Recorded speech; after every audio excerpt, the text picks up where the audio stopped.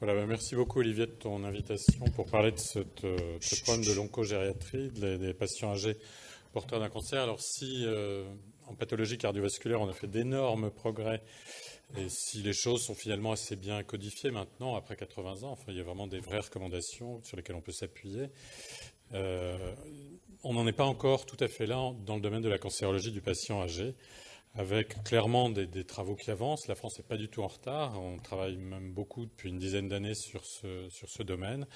Mais vraiment, les choses sont encore moins bien cadrées. Alors, si la mortalité cardiovasculaire n'est plus la première cause de mortalité primaire, maintenant, c'est la pathologie cancéreuse, qui est une pathologie du malade âgé, clairement, qui reste la principale cause de mortalité. Donc, quand Olivier m'a donné le thème pathologie gériatrique prise en charge en oncogériatrie, j'ai réfléchi, je me suis demandé ce que j'allais vous raconter. On peut y passer, je pense, 1 jour, 2 jours, 3 jours, et on pourrait continuer à parler de ce sujet vraiment de manière assez continue. Ce que j'ai un petit peu choisi de faire, c'est de peut-être faire quelques focus sur les problématiques qui se posent à nous, qui se posent aux patients âgés, et puis voilà, où on en est de la réflexion autour de ces pathologies, qui sont des pathologies très, très diverses, comme on va le voir. Alors les problèmes qu'on doit résoudre en oncogériatrie, ça reste un petit peu les mêmes. C'est l'absence de règles claires de prise en charge des patients âgés cancéreux. Ces patients restent volontiers exclus d'un certain nombre d'essais cliniques. Et il n'y a pas encore, pour eux, les concernant, des recommandations bien nettes, bien fermes, sur lesquelles on peut s'appuyer. Il n'y a pas de standard thérapeutique précis, alors que normalement l'âge à lui seul, toute chose égale par ailleurs, n'est pas forcément un critère pour que les patients échappent à telle ou telle prise en charge, telle ou telle méthode diagnostique, telle ou telle méthode thérapeutique. Et finalement, le principal problème qui reste posé pour ces patients âgés cancéreux, c'est l'assurance pour les malades, pour nos malades, d'avoir le juste traitement, le bon traitement au bon moment, dans les bonnes conditions. Les écueils qui persistent, c'est 2 écueils bien classiques. C'est celui d'insuffisamment traité, du fait de l'agisme. L'agisme, c'est cette que vous connaissez tous, c'est cette discrimination négative quant au vieillissement et quant à l'âge qui passe. C'est interdire à ces patients l'accès à des traitements récents, peut-être, effectivement, parce que manque de recul. Les raisons peuvent être bonnes, elles ne sont pas toujours invoquées à raison. C'est la réduction de posologie, par exemple, de chimiothérapie sans validation préalable d'une efficacité ou d'une tolérance qu'on n'aura pas étudiée. Et puis, inversement, c'est de trop traiter. C'est d'appliquer vraiment sans aucune concertation et sans réflexion les traitements usuels, sans en avoir estimé les conséquences potentielles. Ça reste malgré tout des conditions qu'on continue à avoir. Et puis c'est d'avoir négligé tous les aspects qui sont, on va dire, périphériques au cancer, qui sont les autres comorbidités, les aspects sociaux, les aspects neuropsychologiques. Ces écueils persistent. Alors on a un certain nombre d'invariants qui guident un peu nos réflexions. Parmi eux, c'est la lutte contre le retard diagnostique. Globalement, un peu quel que soit le cancer, que vous prenez un cancer du côlon, vous prenez un lymphome, vous prenez un cancer du sein, les diagnostics sont faits globalement plus tardivement, à des stades d'extension et de métastase plus grands. Donc cette lutte contre le retard diagnostique est importante à promouvoir. C'est faire un diagnostic complet on va dire de la maladie, connaître la place du cancer dans l'histoire médicale du patient. Est-ce que le patient va mourir de son cancer? Auquel cas, on sera peut-être un petit peu plus actif que si finalement le cancer ne joue pas de rôle dans le pronostic du patient. C'est savoir si le patient va souffrir des complications de son cancer pendant le reste de sa vie. Ça va être de savoir s'il est capable de supporter un traitement actif. Ça va être également de savoir si le patient va pouvoir bénéficier réellement d'un traitement et ne pas, au contraire, en subir des conséquences qui peuvent être tout à fait dramatiques. Et donc, pour décider entre gériatre et oncologue, au travers de RCP, tous ces patients doivent bien sûr avoir des RCP. La difficulté, c'est de savoir correctement évaluer, on va dire, l'hôte et sa maladie. Alors, l'évaluation de ces patients âgés cancéreux, souvent pathologiques, est rendue plus compliquée par 3 problèmes supplémentaires. C'est d'abord l'hétérogénéité des malades, et on voit bien, selon qu'on est gériatre ou oncologue, clairement, on n'a pas affaire aux mêmes populations. Le gériatre en court séjour ou en soins de suite ou en unité de soins longue durée va récolter les malades les plus âgés, les plus polypathologiques et les plus, on va dire, les plus fragiles. L'oncologue va beaucoup plus souvent récolter des malades un peu plus jeunes, moins polypathologiques, où il y aura une comorbidité, deux comorbidités peut-être bien compensées. Et le curseur ne va pas être du tout identique. À côté de cette hétérogénéité des malades, il y a clairement l'hétérogénéité des cancers. Vous avez toutes sortes de lymphomes, vous avez toutes sortes de cancers, plus ou moins agressifs, plus ou moins rapidement extensifs, sans qu'on puisse dire, comme on l'entend encore de temps en temps, que cancer du sujet âgé égale cancer vieux cancer, donc il ne va pas évoluer très vite. Et puis vous avez l'hétérogénéité du cancer chez chaque patient. Alors comment faire pour essayer de régler un petit peu les choses? Le gériatre formé à l'oncologie, on n'est pas très nombreux. L'oncologue est toujours débordé par une clientèle avec laquelle il n'y a pas forcément tant de temps que ça à passer. Et l'idée, c'est d'avoir des outils de dépistage pour que l'oncologue puisse adresser le bon patient au gériatre lorsque son avis doit être requis. Donc ces outils indispensables, ces outils qu'il faut continuer à travailler, assurent un gain de temps pour le patient et l'oncologue. Dans l'idéal, il faudrait des outils qui soient validés, qui soient simples à utiliser, qui ne nécessitent pas de compétences gériatriques particulières. A priori, des outils qu'un soignant pourrait éventuellement faire passer. Et c'est des outils qui doivent identifier relativement rapidement et de manière assez précise et sensible les patients fragiles. Alors, pas les patients fragiles au sens où l'entend Linda Fried, mais les patients fragiles au sens où on leur fait courir des risques quand on va mettre en place une chimiothérapie, quand ils vont avoir une chirurgie lourde ou une radiothérapie. Alors, dans ces outils, il y a le bon sens, dont certains se prévalent encore. Le bon sens, ça ne suffit pas. Clairement, ça ne suffit pas pour distinguer quel patient va pouvoir bénéficier d'un traitement actif et quel patient va être rangé dans une prise en charge plus de confort. L'évaluation gériatrique standardisée complète, elle est extrêmement longue, extrêmement consommatrice de temps de médecins, de temps de soignants. Elle va être efficace pour discuter avec l'oncologue, mais en pratique, on voit bien que ce n'est pas réalisable de mettre en place cette évaluation complète. Donc il y a l'échelle gériatrique, on va dire, abrégée, où on s'intéressait qu'aux ADL, qu'aux IADL, à la GDS, qui est une échelle de dépression, et au MMS, qui, là, peut-être peut donner quelques renseignements utiles. Et puis est arrivé le petit test encodage que vous avez sûrement entendu parler, qui est issu d'un PHRC qui avait été financé par l'INCa, et qui est donc une échelle d'évaluation minimale de dépistage, qui n'est pas très sensible, qui n'est pas assez spécifique, mais que les gens peuvent déployer auprès de patients de plus de 75 ans, c'est ce que demande l'INCa, auprès de patients de plus de 75 ans porteurs d'un cancer. Alors le G8, c'est les premiers items de l'échelle MNA, donc l'anorexie, la perte de poids récente, la motricité, les problèmes neuropsychologiques, l'indice de masse corporelle, le nombre de médicaments, l'état de santé perçu, avec des items d'âge, moins de 80 à 85 et plus de 85 ans. Et un score qui, comme dans le MNA, va de 0 à 17 et qui est anormal s'il est inférieur à 14. Et si le score est inférieur à 14, vous adressez votre patient au gériatre. Le test est clairement pas assez sensible, pas assez spécifique. Mais c'est déjà un premier pas vers un lien, on va dire, entre l'oncologue et le gériatre pour améliorer un petit peu la prise en charge des patients. Alors, je vais faire un petit peu de pub pour ce que nous, on a fait à Ambroise Paré. Dans les items qu'on screen assez systématiquement, qu'ils aient une importance en termes de fragilité ou en termes de prise en charge, il y a l'évaluation sociale, bien sûr. Ce n'est pas du tout la même chose d'être seul en milieu rural avec peu d'aides présentes et puis d'habiter à côté d'un grand CHU où toutes les compétences sont présentes avec des aides disponibles autant que de besoin.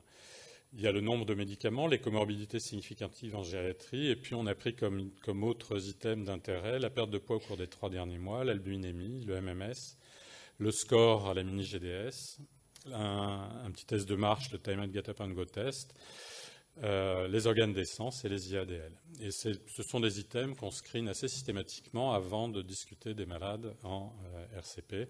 On avait publié ça dans Lung Cancer avec l'équipe de pneumologie d'Ambroise Paré. Alors, outil de dépistage pour que l'oncologue adresse le patient gériatre. Donc, on a vu que ce n'était pas aussi clair, aussi simple que ça, que chacun, il n'y a pas encore d'outil qui soit clairement bien validé. Donc, quand l'outil allume les clignotants et que le patient est adressé au gériatre, on réalise l'évaluation oncogériatrique. C'est le gériatre qui fait. Alors, c'est mieux si, à mon sens, il a une petite coloration, une formation en oncologie. Et puis, on débouche finalement, on en reste à la classification qui est assez simple des patients âgés cancéreux, qui avait été initialement proposée par Martin Exterman et Ludovico Balducci, qui sont des cancérologues de Floride et qui classaient les malades en 3 groupes. Ça, je pense que vous connaissez maintenant tous cette classification. Un groupe harmonieux, un groupe intermédiaire et un groupe fragile. Alors, fragile n'est pas vraiment le bon terme, hein, c'est plutôt vulnérable qu'on aurait envie de dire, ou fragile entre guillemets. Donc clairement, les groupes harmonieux, pas de problème, les patients sont en bonne forme, pas de comorbidité, ils sont autonomes, ils sont bien entourés, ils sont essentiellement bien insérés. Et ces patients-là, il n'y a pas du tout de raison, quel que soit l'âge, schématiquement, hein, quel que soit l'âge, de les priver du traitement dose standard capable de les guérir de leur cancer. À l'opposé, il y a un groupe fragile. Ce sont des patients qui sont déjà en perte d'autonomie, qui ont des comorbidités pas forcément très bien compensées, qui ont des syndromes gériatriques évolutifs. Et ces patients-là, on les oriente assez rapidement dans une prise en charge qui est, on va dire, palliative ou d'accompagnement. Et puis vous avez tout le groupe intermédiaire, qui est le groupe qui nous pose le plus de problèmes. C'est des patients qui ont en général une dépendance fonctionnelle, qui ont une ou deux comorbidités, plus ou moins bien compensées.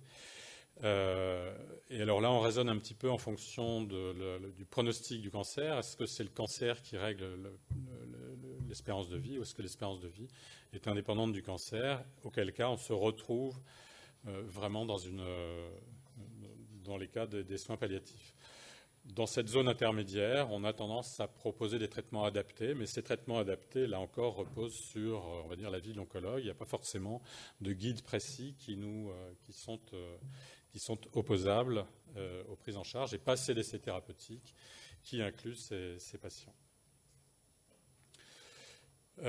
Cette petite diapo qui correspond à la population qui avait été étudiée par Balducci et Exterman, pour vous dire que plus l'âge avance, ici, moins on a de patients de type 1, c'est-à-dire les robustes, plus on a de patients fragiles et vulnérables. Alors d'autres arbres décisionnels ont été proposés. Ça, c'est l'équipe lyonnaise qui, c'est un petit peu la même chose, un outil de dépistage gériatrique. Les patients qui sont supposés fragiles sont envoyés au gériatre.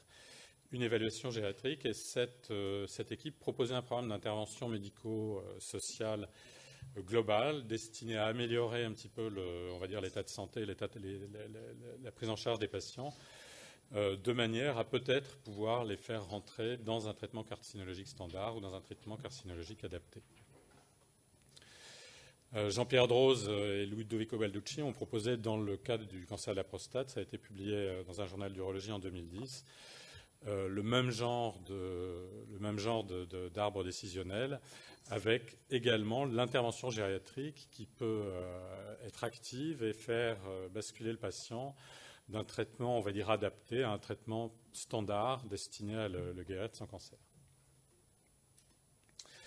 Alors, quand est-ce que le gériatre doit intervenir? À mon avis, il doit intervenir à tous les stades de la prise en charge. Alors, chaque hôpital, chaque structure, chaque service adapte un petit peu ses prises en charge aux moyens qu'il a, aux moyens dont il dispose.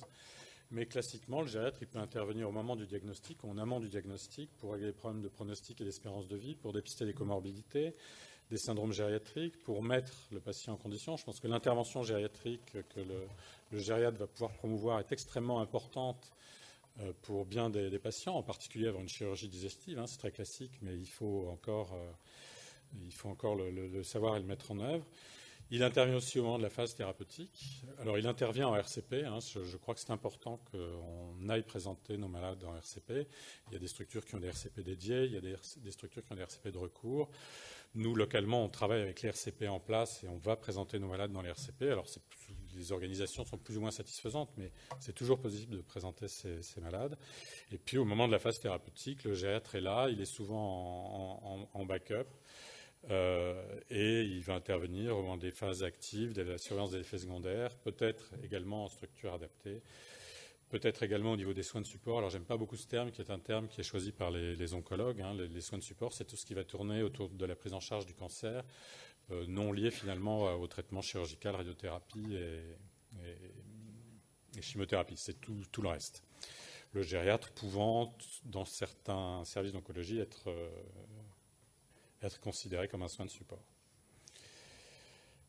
Alors, il y a une prise en charge aussi après traitement qui est, ou pendant le traitement entre les cures qui est importante, à mon avis, à promouvoir. Et là, je ne suis pas sûr que nos institutions et nos financiers soient tout à fait d'accord avec cette prise en charge. C'est que ça peut coûter cher.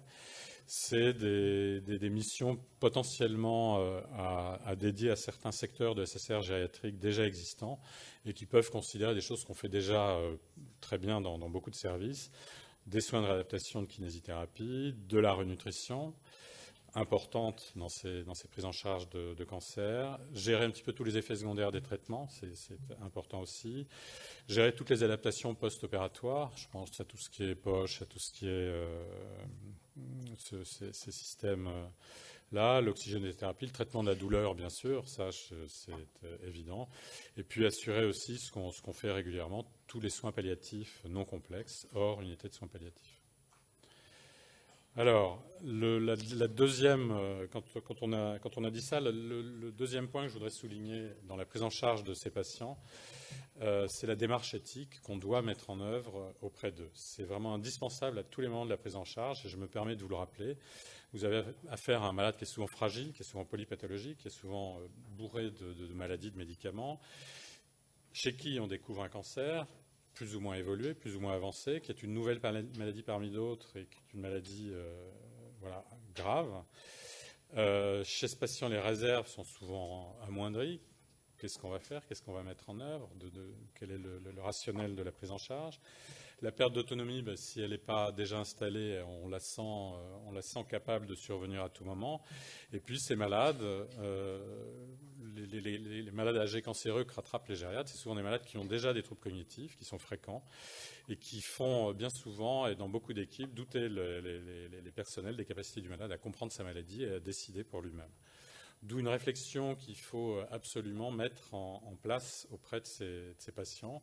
Alors, je n'ai pas de solution toute faite, il n'y a pas là encore de recommandations bien claires. Et finalement, il y a de fréquents débats, de fréquents allers-retours tout au long de la maladie, quant au choix des investigations, au moment des investigations, quant au diagnostic, quant à son annonce, quant au choix des traitements et leur nature, quant à l'arrêt des thérapeutiques lourdes, qui sont souvent des moments importants, quand on sent qu'on va basculer dans l'obstination déraisonnable. Et on sait que certains chimiothérapeutes, certains oncologues ont du mal à lâcher prise, qu'on a tendance à balancer une chimiothérapie le jour ou la veille de la mort du patient. C'est des choses qu'on voit, que je ne juge pas, mais c'est des choses qu'on voit encore. Donc lutter contre l'obstination déraisonnable, sans basculer bien sûr dans l'abandon thérapeutique, c'est pas parce qu'on arrête des soins actifs qu'on doit abandonner tout soin de ces patients. Donc ce qui est important, et c'est pas toujours simple, c'est vraiment de remettre le malade au centre de la démarche éthique, de bien rechercher son avis, ça je crois que c'est fondamental. Même des troubles cognitifs et des troubles cognitifs importants, le malade peut décider, peut s'exprimer, peut avoir un avis qu'il faut absolument rechercher.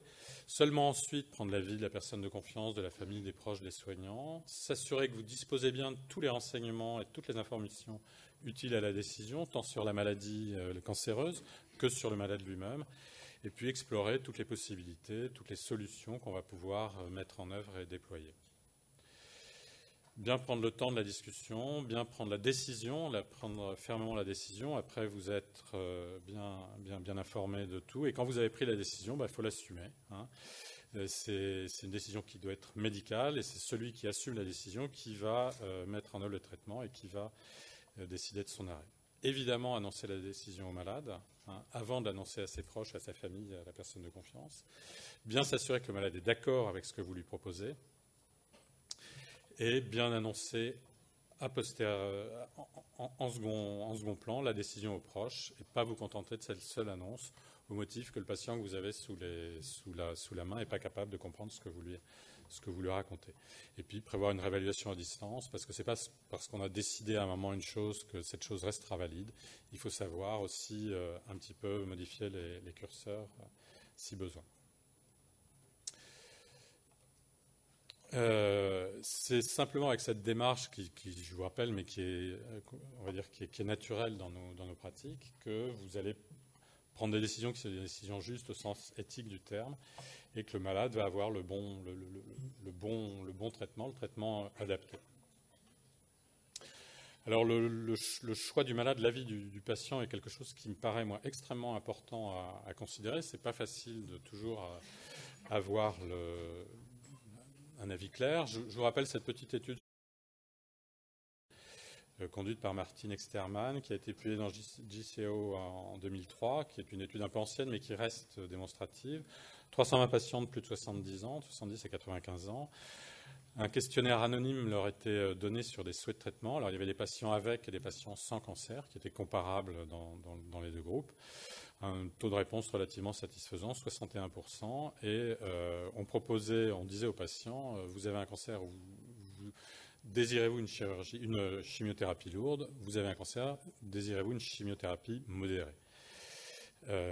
Alors les patients, clairement les Américains sont plus, on va dire, chimiothérapie, hein, que les patients aient déjà un cancer ou qu'ils ne l'aient pas encore. Ils sont d'accord dans 2/3 des cas pour recevoir une chimiothérapie. Les patients français sont d'accord dans 1/3 des cas seulement. Par contre, quand les patients, quand on leur propose une chimiothérapie modérée, un petit peu plus fréquemment, ils sont d'accord.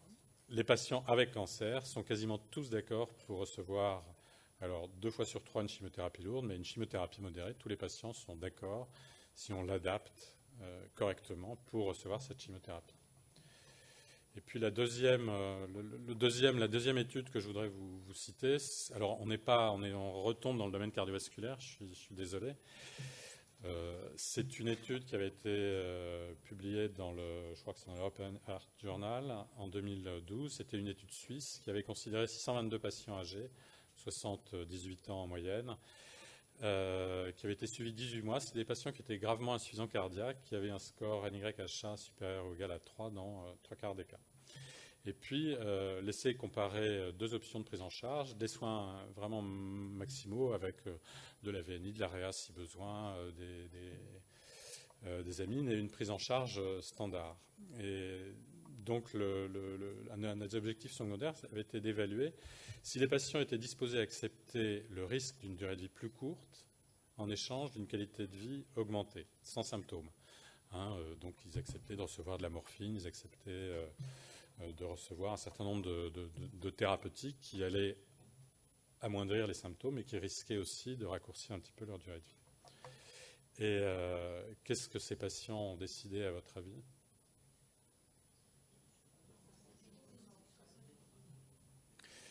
Clairement, les patients ont tous opté pour la longévité, hein, même avec une qualité de vie qui était moins bonne. Et donc cette proportion, donc c'est 75% des patients à l'inclusion dans l'étude, et cette proportion de patients qui optaient pour la longévité augmentait avec le temps, c'était 85% à 12 mois, 87% à 18 mois. Et cette volonté de longévité, dans la population qui était étudiée, augmentait clairement avec l'âge et avec la fragilité. Plus les patients étaient âgés, plus les patients étaient fragiles au sens vulnérable du terme, plus la volonté de longévité augmente. La deuxième remarque de cette étude qui était assez étonnante, c'est que chez ces patients, 51% souhaitaient être réanimés. En gros, 40% ne le souhaitaient pas et 10% restaient indécis. Mais dans 1/3 des cas, l'option de prise en charge et le souhait de réanimation ne corrélaient pas de manière exacte. Hein. Donc le souhait des patients est sûrement un élément extrêmement important de la prise en charge oncogériatrique qu'il ne faut absolument pas sous-estimer. Dernière chose, prise en charge des cancers et maladies d'Alzheimer. Alors là, je refais un petit peu de pub pour le service. Sophie Mulias avait réalisé une enquête nationale française anonyme auprès des membres de la SFCD. La FFCD, c'est la Fédération française de cancérologie digestive, qui inclut des gastro-entérologues, des chirurgiens digestifs, des radiothérapeutes. Et elle rapportait 2 vignettes cliniques très classiques, une vignette de cancer colorectal, une vignette de cancer colique, une vignette de cancer du rectum. Et elle interrogeait un petit peu les praticiens sur les prises en charge qu'ils allaient mettre en œuvre. Elle a eu plus de 300 réponses sur, je crois, de mémoire, 400 questionnaires, ce qui était pas mal. L'Alzheimer est clairement considéré comme une comorbidité comme les autres chez ces médecins, ce qui nous a fort étonnés. On pensait que le terme maladie d'Alzheimer allait effrayer bon nombre de praticiens. 1% des praticiens ont quand même dit Alzheimer, donc soins palliatifs d'emblée. Hein, c'était des Alzheimer légers et modérés. Dans les réponses, il y a eu vraiment traité au cas par cas, avec une réflexion éclairée par éventuellement des gériatres. Les besoins de formation en oncogériatrie sont clairement apparus dans cette étude. Et il y avait une grande variabilité des réponses en fonction de l'âge du praticien. Plus le praticien était âgé, plus on s'orientait assez rapidement vers des soins palliatifs. Plus le praticien était jeune, plus on avait tendance à être, on va dire, intelligemment actif et réfléchi en coopération avec les gériatres.